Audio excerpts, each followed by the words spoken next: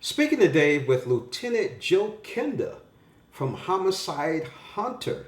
It's a hit TV series. Good morning, Lieutenant. How are you? I'm well, thanks.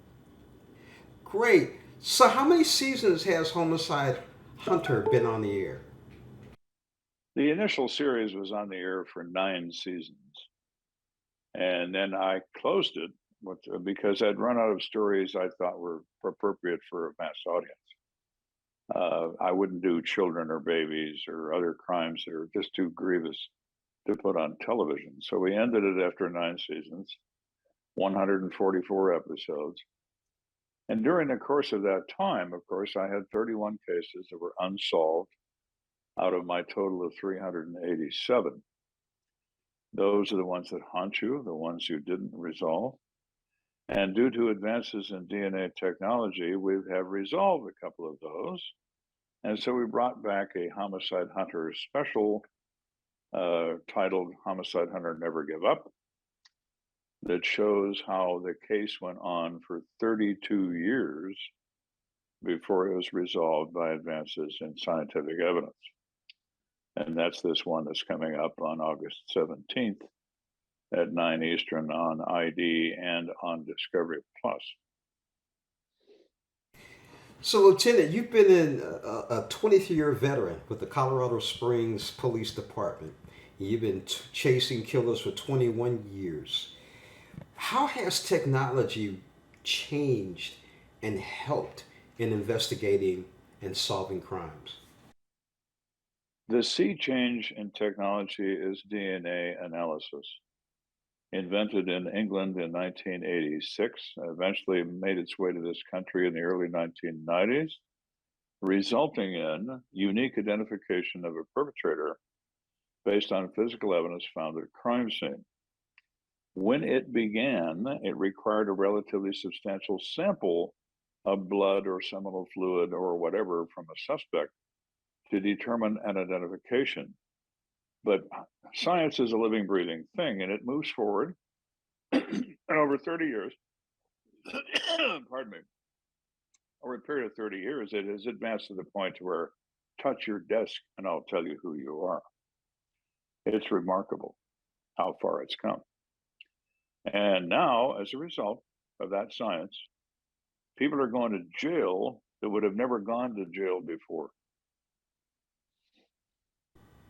That sounds very interesting. I'm kind of curious. I really want to see the special that's coming up, and I'd love to see past episodes of Homicide Hunter. But it's also very interesting that there's always this report out, CBS, everybody else, even my local station here in St. Louis, about all these unsolved murders. And if we have all this technology, why do so many of them go unsolved? That's a difficult question to answer because you'd have to approach the agency in question. What are their procedures? How do they do things? Do they stay with a case? Do they resolve a case? Do they close it? Do they stop investigating? What do they do?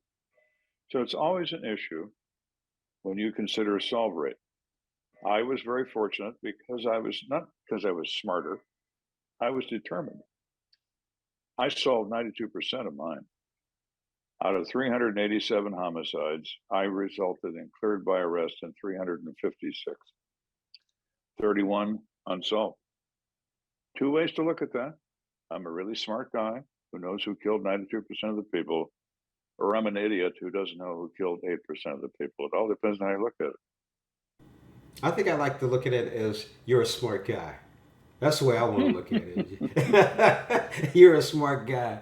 Now, when you're done with these interviews, we're going to have you come to St. Louis and talk to our police department. Oh, yeah. I went to one police department. I went to one police department that I will not name. They wanted my advice on a murder case. And I said, let me see your reports. Give me a couple hours and then come back in here. So they did. And I said, this is your report. Yes. Is this all of it? Yes. I said, I wouldn't accept this from a recruit. Here's a list of questions you didn't answer in your report that would probably lead you to your shooter. Then they all start looking at their watch like, why did we ask this guy to come here? Well, you asked me, and I came. And of course, they threw me out, and they haven't asked me back. I don't know why. The smartest guy in the room. We've been talking today with Lieutenant Joe Kenda, a 20th year veteran of the Colorado Springs Police Department. We got Homicide Hunter coming up on August the 17th. It's a special. Thank you so much for joining us on Morning Blend, and I would love to have you in St. Louis. Thank you for having me. Thank you.